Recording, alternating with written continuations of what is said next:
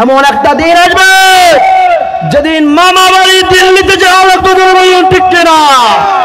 আল্লামা সাঈদীর প্রত্যেকটা দিন, প্রত্যেকটা ঘন্টা, প্রত্যেকটা মিনিট, প্রত্যেকটা সেকেন্ডের হিসাব তোমার কাছ থেকে নেওয়া হবে। আল্লাহ তাআলা সেই পর্যন্ত আমাদের হায়াতে তাইয়্যিবা দান করুন, বলুন আমিন। তিনি যেটা করলেন, ডান হাতে কুড়ালখানা নিলেন, নিয়ে তিনি পিটাতে লাগলেন, এমন পিটাতে লাগলেন বন্ধু আমার ভাইদান আমার, ফাজআলাহুম জুজাজান ইল্লা কাবীরাল্লাহুম লাআল্লাহুম ইলাইহি ইয়ারজিউন, এমন ভাবে পিটাতে লাগলেন, ফাজআলাহুম জুজাজান, চূর্ণ বিচূর্ণ করে দিলেন। জুজাজান শব্দের অর্থ হচ্ছে চূর্ণ বিচূর্ণ করে দিলেন। ইল্লা কাবীরান, শুধুমাত্র কাবীর মানে বড়, লা মানে না, কাবীর মানে বড়, বড়টাকে তিনি মারেন নাই, বড়টাকে তিনি মারেন না। কে বলছেন আমি অসুস্থ? তাফসীরের ভিতরে বলা হচ্ছে তিনি অসুস্থ ছিলেন না। অসুস্থ দুই প্রকার, ধরে বলুন কয় প্রকার? এক প্রকার শারীরিক অসুস্থ, এক প্রকার হচ্ছে মানসিক অসুস্থ, ধরে বলুন ঠিক না বেঠিক?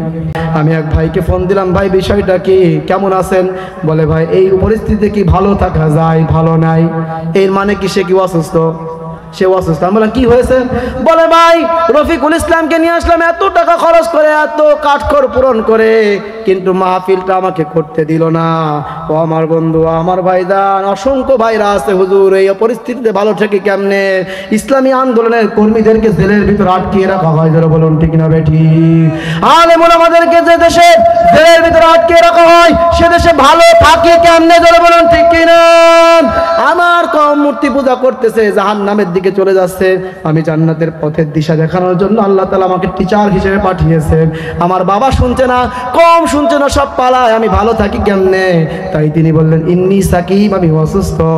বন্ধু আমার ভাইদান আমার, সবাই মেলায় চলে গেল। এবার তিনি বলেন ফারাগা ইলা আলিহাতিহিম ফাকালা আনা তাকুলুন, জোরে বলি আল্লাহু আকবার। মেলায় যাওয়ার পরে ইব্রাহিম নবী এবার মন্দিরের ভিতর ঢুকছেন, ঢুকে দেখেন মন্দিরগুলো সব দাঁড়িয়ে আছে, কেউ শুয়ে আছে, কেউ বসে আছে। বন্ধু আমার বলে ভাইজান আমার, ফাকাল আনা তাকুলুন, তাদের সামনে সুন্দর সুন্দর খাবার দেওয়া আছে।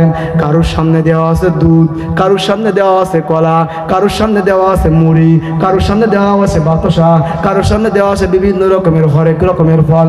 একে বলা হয় কি জানো? প্রসাদ। একে কি বলা হয়? প্রসাদ বলা হয়।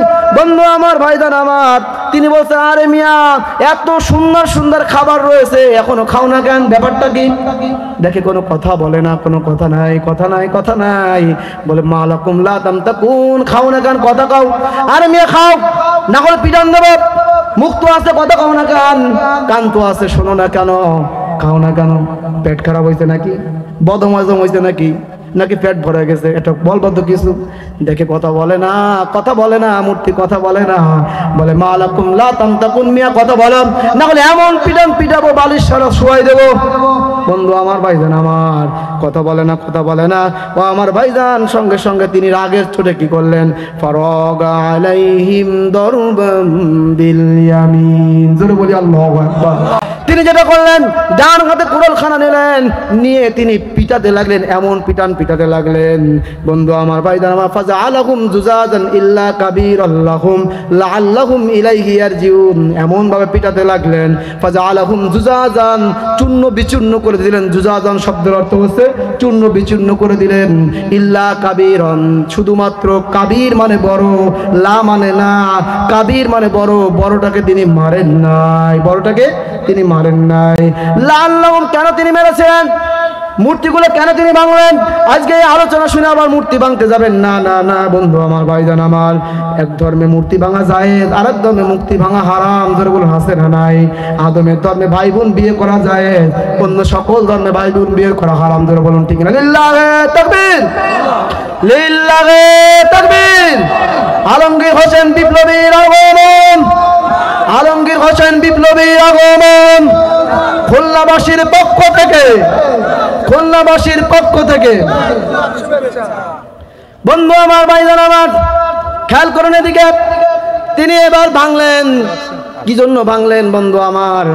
আল্লাহ পাক রব্বুল আলামিন আয়াতের শেষ অংশে বলছে লাআল্লাহুম, না না বসেন না। তিনি বলছেন লাআল্লাহু হতে পারে তারা ইলাইহি ইয়ারজিউন, আমি ইব্রাহিমের কাছে দল বেঁধে আসবে, এজন্য আমি এই মূর্তিখানা ভেঙেছি। ধরে বলুন ঠিক না বেঠিক? ও আমার বন্ধুগণ, ভাইজান আমার, ইব্রাহিম আলাইহিস সালাতু ওয়াস সালাম এমন ভাঙা ভাঙলেন, সব বালিশ ছাড়া হয়ে গেছে। এবার মান ফাআলা হাযা বিআলিহাতিনা ইন্নাহু লামিনাজ জালিমিন। জোরে বলি আল্লাহু আকবার। এবার তারা মূর্তিগুলো তারা মেরাত থেকে শহর থেকে চলে আসলো গ্রামে, এসে দেখে মন্দিরের ভিতর ঢুকে দেখে সব মূর্তিগুলো বালিশ ছাড়া শুয়ে আছে। ধরে বলুন ঠিক কি না? সবগুলো বালিশ ছাড়া শুয়ে আছে। তারা বলে মান ফাআলা হাযা, এই কামটা করলো কে, করলো কে, করলো কে? ইন্নাহু লামিনাজ জালিমিন, নিঃসন্দেহে যে কাজটা করেছে সে একটা জালেম, সে একটা জালেম। নবী ইব্রাহিম জালেম নাকি যারা মূর্তি পূজক তারা জালেম? যারা বলেন যারা মূর্তি পূজক তারা জালেম। বন্ধু আমার ভাইদের আল্লাহ বলেন লা তুশরিক বিল্লাহ ইন্না শিরকা লাযুলমুন আযীম, যারা মূর্তি পূজা করে তারা শিরিক করলো, আর শিরিককারী হচ্ছে জালেমদের অন্তর্ভুক্ত। যারা বলুন ঠিক না বেঠিক? ওয়া মা লিজ জালিমিনা মিন আনসার, এই জালেমরা চিরস্থায়ী জাহান্নামী হবে। যারা বলুন ঠিক কি না? আজকে যারা ধর্ষণে সেঞ্চুরি করেন তারাই কোরআনের মুফাসসির আল্লামা মরহুম শহীদ দেলোয়ার হোসেন সাইদিকে ধর্ষণের মামলা দেয়। যারা বলুন ঠিক না বেঠিক? জাহাঙ্গীরনগর বিশ্ববিদ্যালয়ের সোনার ছেলেরা, নামও বলে দিলাম, ছাত্রলীগের ছেলেরা ধর্ষণের সেঞ্চুরি করলো, তারাই আবার আল্লামার বিরুদ্ধে মামলা দেয় যে ধর্ষণকারী, তাও 3 লক্ষ মা বোনকে নাকি 9 মাসে তিনি ধর্ষণ করে। ধরে বলে নাউজুবিল্লাহ। শয়তান বলে হাসে, শয়তানের দূর থেকে বলে আরে ভাই তোরা যে এত বড় শয়তান হয়েছিস, তোদের কাছে আমার আর আশা লাগবে না। তোরা যতক্ষণ বাংলাদেশে থাকবি জাতির পিতার গ্রুপেরা, ততক্ষণ পর্যন্ত আমি বাংলাদেশে কাম করব না, আমি অন্য কান্ট্রিতে চলে গেলাম। ধরে বলুন ঠিক না বেঠিক? যারা দেশ ধর্ষণে সেঞ্চুরি করে তারাই হুজুর আল্লামাকে 9 মাসে 3 লক্ষ মা বোনের নাকি ইজ্জত নিয়েছে, সেই মামলা দেয়। ধরে বলুন ঠিক না বেঠিক? যারা মূর্তি পূজারক, যারা জালেম, তারা ইব্রাহিম আলাইহিস সালামকে বলতেছে ইন্নাহু লামিনাজ জালিমিন, এরা যে মূর্তিটা ভাঙতে সে হচ্ছে জালেম। ধরে নিতে হবে যারা আল্লামা দেলোয়ার হোসেন সাইদিকে ধর্ষণের মামলা দিয়ে 13টা বছর জেলখানায় রেখেছেন, মনে করে নিতে হবে ওদের রক্তের ভিতর নমরুদের রক্ত আছে। ধরে বলুন ঠিক না বেঠিক? ওদের রক্তের ভিতর ভারতের দাদা বাবুদের রক্ত আছে। জয় বলুন ঠিক কি না? নারায়ে তাকবীর, নারায়ে তাকবীর, নারায়ে তাকবীর। এমন একটা দিন আসবে যেদিন মামা বাড়ি দিল্লিতে যাওয়া লাগবে। বলুন ঠিক কিনা? আল্লামা সাইদের প্রত্যেকটা দিন, প্রত্যেকটা ঘন্টা, প্রত্যেকটা মিনিট, প্রত্যেকটা সেকেন্ডের হিসাব তোমার কাছ থেকে নেওয়া হবে। আল্লাহ তাআলা সেই পর্যন্ত আমাদের হায়াতে তৈয়বা দান করুন। বলুন আমিন। এখনো আলোচনা অনেক ছিল, যত সামনে যত তত গরম পেতেন। আল্লাহ সুবহানাহু ওয়া তাআলা যতটুকু আলোচনা করলাম আমাদের জাতির পিতা ইব্রাহিম আলাইহিস সালাম সম্পর্কে, ততটুকু আলোচনা আমাদের জীবনে বাস্তবায়ন করা।